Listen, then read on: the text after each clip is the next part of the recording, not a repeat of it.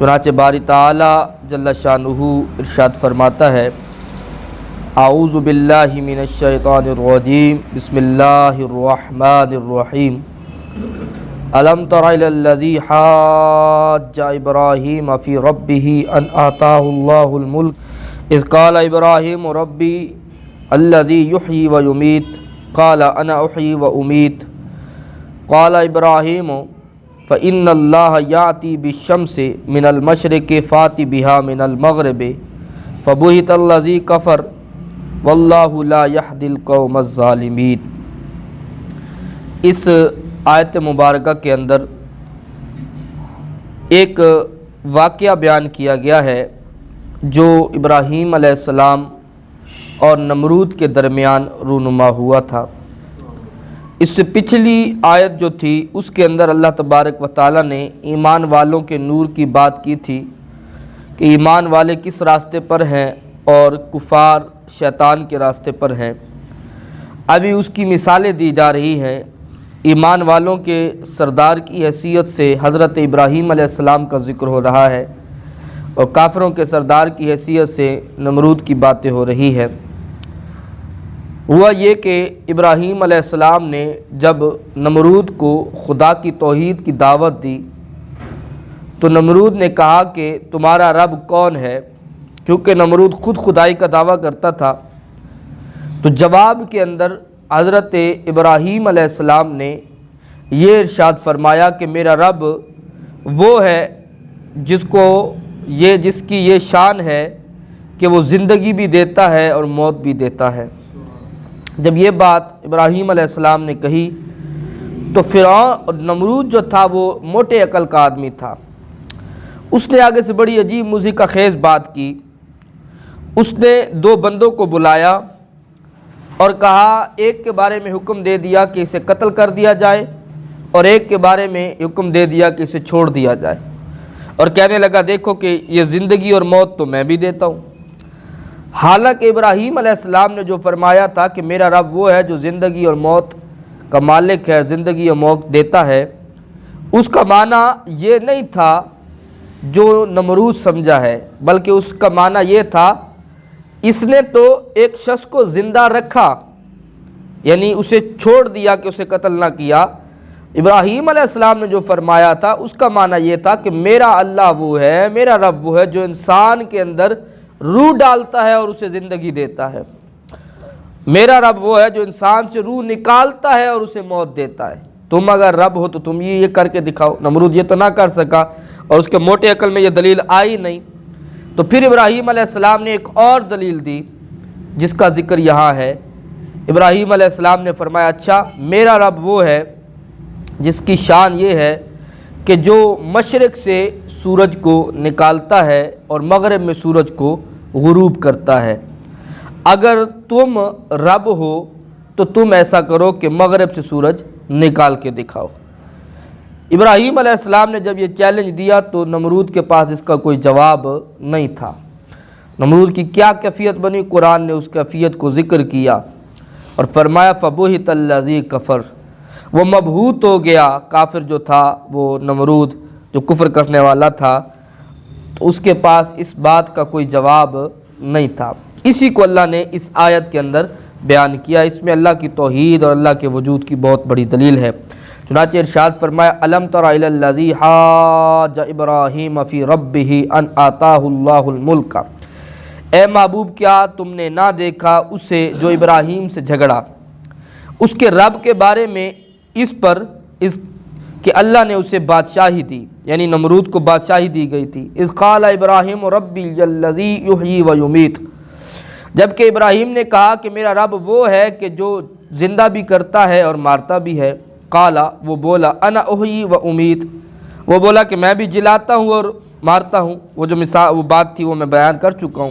قال ابراہیم علیہ السلام فرمانے لگے فإن اللہ یأتی بالشمس من المشرق فات بها من المغرب، ابراہیم علیہ السلام نے کہا کہ اللہ سورج کو لاتا ہے مشرق سے، تو اس کو مغرب سے لے کے آ۔ فبہت الذی کفر، تو اس کے ہوش اڑ گئے وہ جو کافر تھا یعنی نمرود، واللہ لا یہدی القوم الظالمین، اور اللہ راہ نہیں دکھاتا ظالموں کو۔ یہاں علماء نے ایک بڑی پیاری بات کہی ہے، آقا کریم علیہ السلام کی ایک شان بیان کی ہے۔ وہ شان یہ ہے کہ ابراہیم علیہ السلام نے یہ فرمایا تھا کہ اے نمرود، اگر تو خدا ہے تو مغرب سے سورج نکال کے دکھا۔ علماء فرماتے ہیں کہ ابراہیم علیہ السلام کی زبان سے جب یہ بات نکلی کہ اگر تو خدا ہے تو مغرب سے سورج نکال کے دکھا، اب یہ ایک قاعدہ بن گیا، ایک چیلنج بن گیا کہ جو بھی مغرب سے سورج کو نکالے گا وہ کون ہوگا؟ خدا ہوگا۔ جو مغرب سے سورج نکالے گا وہ کون ہوگا؟ خدا ہوگا۔ علماء فرماتے پھر وہ وقت آیا کہ مولا علی کی نماز قضا ہوئی، اور آقا کریم علیہ السلام ان کی گود میں سر رکھ کے سوئے ہوئے تھے۔ جب ان کی نماز قضا ہوئی عصر کی، حضور نے دعا کی تو گیا ہوا سورج واپس پلٹ آیا۔ اب ابراہیم علیہ السلام تو کہہ چکے تھے کہ جو مغرب سے سورج کو لے آئے گا وہ خدا ہوگا، اب حضور نے دعا کی اور مغرب سے سورج واپس آ گیا۔ اس لیے قبل اس کے کہ لوگ ابراہیم علیہ السلام کے اس چیلنج کو دیکھتے ہوئے حضور کو خدا کہہ بیٹھتے کہ ابراہیم نے کہا تھا جو مغرب سے سورج نکالے گا وہ رب ہوگا، اور حضور نے دعا کی سورج مغرب سے نکل آیا، کہیں ایسا نہ ہو کوئی حضور کو رب کہہ دے۔ اللہ نے محبوب سے فرمایا کل انما انا بشر مثلکم، اے محبوب تم ان کو کہہ دو کہ میں تمہاری مثل کا بشر ہوں، مجھے رب نہیں کہنا۔ وہاں اس بات کی نفی کی گئی تھی کہ رب نہیں کہنا مجھے، میں تمہاری مثل کا بشر ہوں۔ ایسا نہیں ہے کہ یوں کہا گیا ہو کہ تم مجھے اپنی طرح سمجھنا شروع کر دو، اس بات کا حکم نہیں دیا گیا تھا۔ بہرحال اگلی آیت میں ایک اور واقعہ ہے، وہ بھی اسی طرح ایمان افروز اور حیران کن واقعہ ہے۔ ارشاد فرمایا او کالذی مر علی قریۃ وہی خاویۃ علی عروشها قال انا یحیی ہذہ اللہ بعد موتها فاماتہ اللہ مئۃ عام ثم بعثه قال کم لبثت قال لبثت یوما او بعد یوم قال بل لبثت مئۃ عام فانظر الى طعامك وشرابك لم يتسنه وانظر الى حمارك ولنجعلك آیۃ للناس وانظر الى العظام کیف ننشزها ثم نکسوها لحما فلما تبین له قال عالم ان اللہ علی کل شیء قدیر۔ یہ واقعہ بھی بڑا ایمان افروز ہے، اور واقعہ ہے اللہ کے نبی حضرت عزیر علیہ السلام کا۔ بخت نصر ایک بادشاہ گزرا ہے، یہ وہ بادشاہ تھا کہ جس نے پوری روئے زمین کے اوپر حکومت کی تھی۔ یہ کافر تھا۔ بخت نصر نے بیت المقدس کو ویران کیا، بنی اسرائیل کو قتل کیا۔ قتل و غارت گری کے بعد جب یہ علاقہ بالکل ویران ہو گیا، اللہ کے نبی عزیر علیہ السلام ایک دن یہاں سے گزر رہے تھے تو انہوں نے دیکھا کہ چھتیں گری پڑی ہے، ہمارا کانات تباہ و برباد ہے، لوگوں کی ہڈیاں پھیلی ہوئی ہیں۔ انہوں نے یہ منظر دیکھا اور ان کے دل میں ایک بات آئی کہ اللہ تبارک و تعالیٰ ان کو کیسے زندہ فرمائے گا، کس شان کا مالک ہے میرا رب جو ان کو بھی زندہ فرمائے گا۔ ایک سوالیہ انداز تھا۔ تو ان کے پاس ایک سواری تھی، گدھا، اور وہ خود تھے اور کچھ کھانا تھا ان کے پاس۔ چونکہ وہ کچھ تھکے ہوئے تھے انہوں نے اپنا گدھا باندھا اور وہیں ایک درخت کے ساتھ ٹیک لگا کے سو گئے۔ یہ صبح کا وقت تھا۔ جب آپ سوئے تو اللہ تبارک و تعالیٰ نے ملک الموت کو حکم دیا، انہوں نے آپ کے جسم سے روح کو نکال لیا۔ آپ کے جسم سے روح کو نکال لیا گیا، آپ کا وہیں انتقال ہو گیا اور آپ وہیں پڑے رہے۔ پھر 70 سال کے بعد ایک اور ایران سے بادشاہ آیا جس نے اس علاقے کو آباد کیا۔ لوگ یہاں آبادیاں بڑھنے لگی، بنی اسرائیل کے لوگ جو یہاں سے چلے گئے تھے وہ بھی واپس آ گئے، بچے ہوئے جو قبائل تھے وہ بھی واپس آ گئے، اب یہاں آبادی شروع ہو گئی۔ لیکن اللہ تعالیٰ کا نظام دیکھیے کہ جس جگہ پہ عزیر علیہ السلام سوئے ہوئے تھے یا ان کا وصال ہو چکا تھا، اس جگہ پر کسی کی نظر نہیں پڑتی تھی، لوگ آس پاس سے آتے گھوم کے چلے جاتے، وہاں کوئی شخص نہیں پہنچ سکتا تھا۔ اس بات کو 100 سال گزر گئے۔ پھر ایک دن ایسا ہوا کہ اللہ تعالیٰ نے حضرت عزیر علیہ السلام کو زندگی عطا فرما دی۔ عزیر علیہ السلام اٹھ کھڑے ہوئے، سب سے پہلے آپ کی آنکھوں کو زندگی دی گئی، ابھی آپ کا باقی جسم مردہ ہے، آپ کی آنکھیں جب زندہ ہوئی تو اپنے پورے جسم کی زندگی اور پورے جسم کو زندہ ہوتا آپ نے اپنی آنکھوں سے دیکھا۔ اللہ تعالیٰ نے آپ کو زندگی عطا فرمائی، اور زندگی عطا فرمانے کے بعد جو آپ سے سوال ہوا اس کے متعلق قرآن میں آئیے ذرا سمجھتے ہیں اللہ تعالیٰ نے اس پر کیا ارشاد فرمایا، پھر میں چند اور باتیں بھی اس واقعے کے حوالے سے عرض کروں گا۔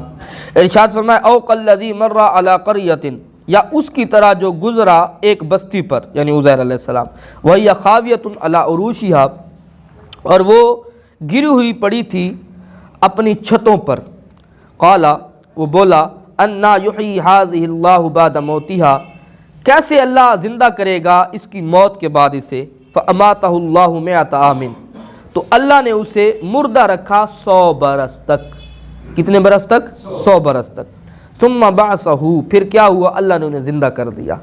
قالا پھر رب نے سوال کیا، رب نے یا رب تعالیٰ کی طرف سے فرشتے کے ذریعے سوال کیا گیا. کیا سوال کیا گیا؟ قال کم لبثت پوچھا گیا کہ بتاؤ تم یہاں کتنا ٹھہرے ہو. قال لبثت یوما او بعد یوم عزیر علیہ السلام کہنے لگے ایسا لگتا ہے ایک دن ٹھہرا ہوں یا آدھا دن ٹھہرا ہوں، کیونکہ جب سوئے تھے نا تو فجر کا وقت تھا، اور جب اللہ نے زندہ کیا تھا تو وہ شام کا وقت تھا. وہ سمجھے تھے یہ وہی صبح ہے، وہی دن ہے جس کی صبح میں سویا تھا، اور ابھی وہی وقت چل رہا ہے. اور وقت کتنا گزر چکا تھا؟ 100 برس. رب نے سوال کیا کم لبثت کتنا سوئے ہو؟ قال لبثت یوما ایک دن او بعد یوم یا پھر دن کا کچھ حصہ، اس سے زیادہ نہیں. قال بل لبثت مئۃ عام رب نے فرمایا بلکہ تم تو 100 سال تک سوئے ہو یہاں پہ، 100 سال یہاں ٹھہرے ہو. فانظر الی طعامک و شرابک لم یتسنہ ذرا دیکھو اپنے کھانے کو، اپنے پینے کو، جو تمہارا ساز و سامان تھا اس کو دیکھو، اور اپنے گدھے کو دیکھو. جو کھانا تھا وہ خراب نہیں ہوا، اور گدھے کی کیا کیفیت تھی؟ اس کی ہڈیاں بکھر گئیں، گوشت پوچھ اتر گیا، سب کچھ ختم ہو گیا، لیکن ہڈیاں اس کی سامنے پڑی تھی، چمک رہی تھی. جب عزیر علیہ السلام نے دیکھا تو اللہ تعالیٰ نے ان کو بھی جمع کیا، ہڈیاں کٹھی ہوئیں، ہڈیوں پر گوشت آیا، گوشت پر چمڑا آیا، ان میں خون آیا، اور وہ گدھا بھی وہیں زندہ ہو کر اپنی جو اس کا بولنا ہوتا ہے، وہ ہینگنا ہوتا ہے، وہ ہینگنے لگا. عزیر علیہ السلام یہ سارا منظر اپنی آنکھوں سے دیکھ رہے ہیں. اللہ اکبر. کیا فرمایا اللہ تعالیٰ نے آگے؟ فرمایا وانظر الی العظام ان ہڈیوں کو دیکھو کیف ننشزھا ثم نکسوھا لحما ہم انہیں اٹھا دیتے ہیں پھر انہیں گوشت پہناتے ہیں جب یہ معاملہ اس پر ظاہر ہو گیا. قال عالم ان اللہ علی کل شیء قدیر بولا میں خوب جانتا ہوں کہ اللہ سب کچھ کر سکتا ہے. یہ عزیر علیہ السلام کا واقعہ. عزیر علیہ السلام جب اللہ تعالیٰ نے ان کو زندہ کیا تو وہ آئے، بزرگ ہو گئے تھے، سفید بال آ گئے تھے، لیکن ایک رب تعالیٰ کی شان دیکھی نا، سلا دیا تھا نا اللہ تعالیٰ نے، روح نکل گئی تھی تو ان کی عمر وہیں رک گئی تھی. تو اب جب وہ زندہ ہوئے تو 40 سال تک ان کی عمر رک گئی، لیکن جو جسم کی کیفیت تھی وہ ایک بزرگی والی تھی، سفید داڑھی، سفید بال، وہ ساری کیفیت ایسے آ گئی. اب ڈھونڈتے ڈھونڈتے اپنے مکان پر پہنچے جہاں آپ رہتے تھے. دروازہ بجایا، وہاں سے ایک بوڑھی خاتون آئی جو چل نہیں سکتی تھی اور دیکھ بھی نہیں سکتی تھی. تو آپ نے اس سے کہا کہ یہاں عزیر رہتا تھا؟ انہوں نے کہا عزیر تو رہتا تھا لیکن وہ تو ایک عرصے سے غائب ہے. یہ کہہ کر وہ خاتون رونے لگی، اور یہ خاتون تھی عزیر علیہ السلام کے گھر کی باندی. تو عزیر علیہ السلام نے کہا کہ میں تمہارے سامنے جو کھڑا ہوں میں ہی عزیر ہوں. تو کہنے لگی کہ یہ کیسے ہو سکتا ہے، آپ کیسے ہو؟ تو اس نے کہا کہ اچھا عزیر علیہ السلام کو اللہ نے شان دی تھی کہ وہ جو دعا کرتے تھے اللہ ان کی دعا قبول فرماتا تھا، وہ مستجاب الدعوات. تم اگر عزیر ہو تو تم دعا کرو، اللہ تبارک و تعالیٰ میری آنکھیں بھی عطا کر دے اور مجھے صحت عطا کر دے. عزیر علیہ السلام نے دعا کی، اللہ نے آنکھوں کی بینائی عطا کر دی. ٹانگوں پہ ہاتھ پھیرا، اللہ نے ٹانگیں بھی سلامت کر دی. تو وہ مائی صاحبہ عزیر علیہ السلام کو لے کے بنی اسرائیل کے ایک محلے میں لے گئیں. وہاں ان کے بیٹے بھی رہتے تھے اور پوتے بھی، جن کی عمر 100 برس سے بھی تجاوز کر چکی تھی. عزیر علیہ السلام وہاں گئے، انہیں بتایا گیا کہ تمہارا یہ باپ ہے، یہ دادا ہے. وہ سب ایک لمحے کے لیے تو حیران ہوئے. پھر ایک بیٹے نے کہا کہ میرے باپ کی پشت کے اوپر بالوں کے ساتھ چاند بنا ہوا تھا. باپ کی پشت پہ دیکھا گیا تو وہ چاند کا نشان ویسے کا ویسے موجود تھا. پھر ہم نے تورات کی تلاوت کی. ایک نوجوان وہاں کھڑا تھا، اس نے کہا میرے دادا بتاتا تھا کہ فلاں جگہ پہ بخت نصر کے ظلم و ستم کے وقت لوگوں نے ڈر کر تورات کا اصلی نسخہ چھپا دیا تھا. آؤ ذرا تورات کا وہ نسخہ نکالتے ہیں اور پھر چیک کرتے ہیں کہ عزیر جو تورات پڑھ رہے ہیں، جس کا دعویٰ ہے کہ میں عزیر ہوں، آیا یہ وہی تورات ہے یا کچھ اور ہے؟ کیونکہ اب تک نسخے تبدیل ہو چکے تھے نا، ایک عرصہ گزر گیا تھا. جب وہ نسخہ نکالا گیا جو اصلی نسخہ تھا اور عزیر علیہ السلام نے تلاوت کی، ایک لفظ کا بھی فرق نہیں تھا. یہ شان ہے میرے رب کی. یا کتنی باتیں ہیں سمجھنے کے لیے اگر میں اور آپ غور کریں. عقیدے کی کتنی اصلاحیں ہیں یہاں پہ. ایک تو یہ پتہ چلا کہ اللہ تبارک و تعالیٰ جل شانہ اس بات پہ قادر ہے کہ کسی شخص کو اس دنیا کے اندر، اس عالم کے اندر اس طور پر رکھے کہ اس کے جسم سے روح نکل جائے لیکن اس کا جسم صحیح سلامت رہے. اور یہ تو پھر اللہ کے نبی تھے نا یار. اب یہاں یہ دیکھیں جسم مبارک سے روح نکل گئی ہے لیکن جسم صحیح سلامت ہے. تو جو اس عالم میں رہ کے نبی صحیح سلامت رہ سکتا ہے تو عالم برزخ میں قبر میں رہ کے اللہ تعالیٰ اسے کیسے صحت والی زندگی اور شان والی زندگی نہیں دے سکتا. یہ اللہ تعالیٰ کا ایک اپنے انبیاء کے ساتھ خاص معاملہ ہے. میرے حضور علیہ السلام نے ایک بار صحابہ سے فرمایا کہ تم جہاں بھی ہو مجھ پر درود پڑھا کرو، میں تمہارا درود سنتا ہوں. صحابہ نے عرض کیا یا رسول اللہ وصال کے بعد، کیا وصال کے بعد بھی سنیں گے؟ اس وقت حضور نے فرمایا ہاں وصال کے بعد بھی سنوں گا کہ اللہ نے زمین پہ حرام کر دیا ہے کہ وہ نبیوں کے جسموں کو کھائے. نبیوں کے جسموں کو زمین کچھ نہیں کہتی. یہ انبیاء کی شان ہے. علماء نے اتنی پیاری بات لکھی حضور علیہ السلام کی حیات کے حوالے سے. یہ ایسی ذات آگئی تھوڑی سی ریلیٹڈ ہے اس بات سے. جب آقا کریم علیہ السلام کی روح انور کو نکالا گیا جسم مبارک سے، تو آپ کو پتہ ہے کہ روح جب نکل جاتی ہے جسم سے تو پھر اسے ایک مقام پہ رکھا جاتا ہے. جو نیک لوگ ہوتے ہیں ان کی روح اعلیٰ علیین میں ہوتی ہے. جیسا جس کا مقام اور اعمال کا سلسلہ ہوتا ہے اس کی روح وہیں ہوتی ہے. اعمال کے مطابق روح کو رکھا جاتا ہے. اب جس وقت حضور علیہ السلام کی روح مبارک کو کہیں رکھنے کی بات آئی کہ کہاں رکھا جائے، تو علماء نے لکھا کہ حضور کی روح کے لیے حضور کے جسم سے بڑھ کے کوئی جگہ نہیں تھی. حضور کے جسم اقدس سے بڑھ کے کوئی جگہ نہیں. اس لیے رب نے فرمایا میرے محبوب کی روح کو وہی جسم میں ہی رکھ دو. اللہ اکبر. تو انبیاء کو ایسی زندگی دی. دوسری ایک اور بات، حضور غوث پاک شہنشاہ بغداد شیخ عبد القادر جیلانی کی ایک کرامت مشہور ہے کہ آپ نے 12 سال کے بعد دعا کی تھی اور ڈوبی ہوئی بارات وہ دولے سمیت جو ہے باہر نکل آئی تھی، وہ زندہ ہو گئے تھے. بعض دوست ہمارے اس پر اعتراض کرتے ہیں کہ 12 سال کے بعد بھلا کیسے زندہ ہو سکتا ہے. تو ہم کہتے ہیں یہ قرآن کی یہ آیت دیکھو، اللہ تبارک و تعالی اللہ اپنے نبی کے گدھے کو زندہ فرما سکتا ہے تو ولی کی دعاؤں سے لوگوں کو کیوں نہیں زندہ فرما سکتا؟ تو قرآن میں اس چیز کی دلیل موجود ہے. تو قرآن کو اگر بندہ غور سے سمجھے تو سارے مسائل حل ہو سکتے. ایک آخری آیت اور اس میں بھی ایک ایمان افروز واقعہ ہے اور میں گفتگو ختم کرتا ہوں. بڑا ایمان افروز ہے، سنیے ذرا. ارشاد فرمایا اللہ تبارک و تعالی نے وَإِذْ قَالَ إِبْرَاهِيمُ رَبِّ أَرِنِي كَيْفَ تُحْيِي الْمَوْتَى. اور یاد کیجئے اس وقت کو کہ جب ابراہیم نے عرض کیا اے اللہ مجھے دکھا دے تو کیسے مردہ زندہ کرے گا. ابراہیم علیہ السلام نے بھی اللہ کی بارگاہ میں عرض کیا مالک مردہ زندہ کیسے کرے گا. قَالَ أَوَلَمْ تُؤْمِنْ. فرمایا اے ابراہیم کیا تیرا اس بات پہ ایمان نہیں ہے کہ میں مردہ زندہ کروں گا. جواب کیا ہے قَالَ بَلَا. عرض کیا کیوں نہیں مالک میرا ایمان ہے. وَلَكِنْ لِيَطْمَئِنَّ قَلْبِي. لیکن میں ذرا دل کا اطمینان چاہتا ہوں. بعض اوقات ایسا ہوتا ہے نا کہ خبر ہم یقین کر چکے ہوتے کہ یہ خبر سچی ہے لیکن جب تک اسے آنکھوں سے نہیں دیکھتے نا تو زیادہ یقین نہیں ہوتا. مثال دیتا ہوں، کوئی اچانک ہمیں پتہ چلے کہ فلاں محلے کا نوجوان فلاں قریبی رشتہ دار اس کا اچانک انتقال ہو گیا ہے، تو اب خبر کان بھی سن چکے ہیں، لوگ تصدیق بھی کر چکے ہیں، مسجد میں اعلان بھی ہو چکا ہے، لیکن ابھی دل کیا ہے مان جب ہم اس کی میت کو دیکھتے ہیں نا تو اس وقت زیادہ تصدیق ہو جاتی ہے. جب اس کو مرا ہوا دیکھتے ہیں اس وقت زیادہ ایک اطمینان قلب ہو جاتا ہے کہ واقعی یار یہ ہو چکا ہے کام. تو ابراہیم علیہ السلام نے بھی اسی لیے اللہ کی بارگاہ میں عرض کی کہ اللہ میں اطمینان قلب کے لیے چاہتا ہوں کہ مجھے یہ منظر دکھا دے. تو کیا حکم ہوا؟ قال فخذ اربعة من الطير فصرهن اليك ثم اجعل على كل جبل منهن جزءا ثم ادعوهن ياتينك قصيا واعلم ان الله عزيز حكيم. فرمایا 4 پرندے لے لو اور ان پرندوں کو اپنے پاس رکھو. مفسرین نے لکھا کہ ابراہیم علیہ السلام نے 4 پرندے لیے، مرغ، کبوتر، کوا اور ایک اور پرندہ بھی تھا. یہ 4 پرندے جب آپ نے اپنے پاس رکھے تو ان کو اپنے آپ سے مرغ تھا، کوا تھا اور کبوتر، یہ 4 پرندے جو تھے اپنے ساتھ رکھا، ان کو مانوس کر لیا. جب اچھی طرح مانوس ہو گئے اللہ کے حکم کے مطابق انہیں ذبح کیا. حکم تھا کہ ذبح کر کے ان کو نوچ کر ان کے ٹکڑے ٹکڑے کر کے قیمہ بنا کے ان کو مکس کر دو. 4 کو، مرغ کے بھی، کبوتر کے بھی، کوے کے بھی، ساروں چیزوں کو ایک جگہ پہ سب کا گوشت اکٹھا کر دو. 4 پرندوں کا ابراہیم علیہ السلام نے ایسا کیا، 4 کا گوشت ایک جگہ پہ جمع کر دیا اور ایک جگہ پہ جمع کرنے کے بعد اللہ کا حکم تھا کہ ان ادھر جو سامنے کی پہاڑیاں ان پہاڑیوں پہ پھینک دو. مکس کرنے کے بعد وہ گوشت سارا پھینک دیا پہاڑیوں کے اوپر. پھر کیا ہوا؟